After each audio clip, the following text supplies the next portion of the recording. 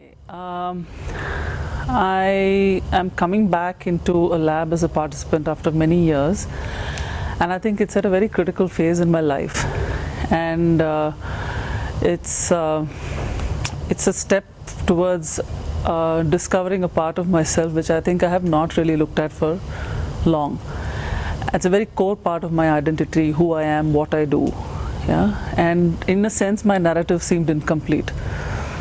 So I think it was the biggest investment I've made for myself in the recent past. So that's why I've come here. Really phenomenal in a sense that it was extremely rejuvenating. To be sure, this is a very intense experience. There were times, feeling vulnerable is an ongoing sort of a tussle in terms of working with it and bringing oneself in despite feeling that sense of vulnerability. So in that sense it was intense. At the same time I felt a deep sense of safety and trust in the group, which I felt was extremely valuable for me and for everyone else in the lab to really work with whatever each of us wish to work with. So that's my experience in terms of how I experience the lab aspect. So when I look at diversity or inclusivity at work, I always see this as, especially when it comes to women, we always look at it as leadership programs.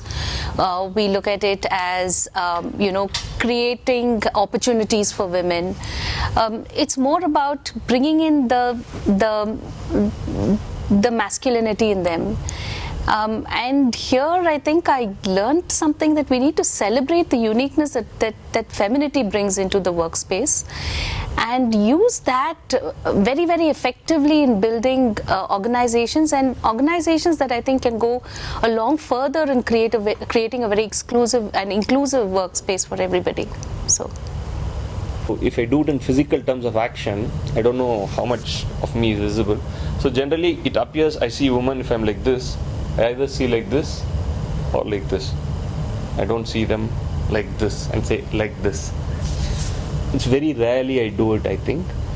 And I used to be very uncomfortable with it, and I'm still uncomfortable. Not that these 5.5 days have taken away the comfort, but I get the idea that I can be comfortable with it, and yeah.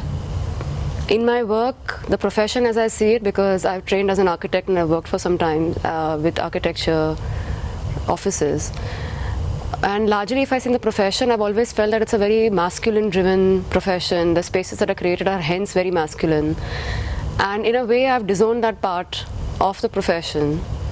I also feel that it can benefit a lot from because the creation of design is generally a very feminine aspect, and therefore how to integrate that kind of femininity in the masculine of the profession, also in the education of it, and these are some things that I'm left with.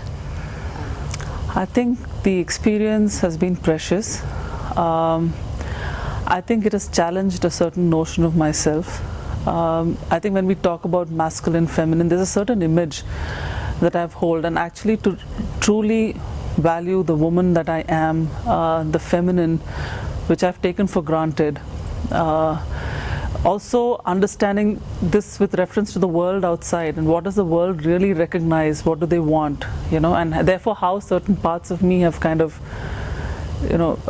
been devalued, and really bringing that back alive and saying that it's here, it's there, and I'll be damned if I'm going to ignore it anymore.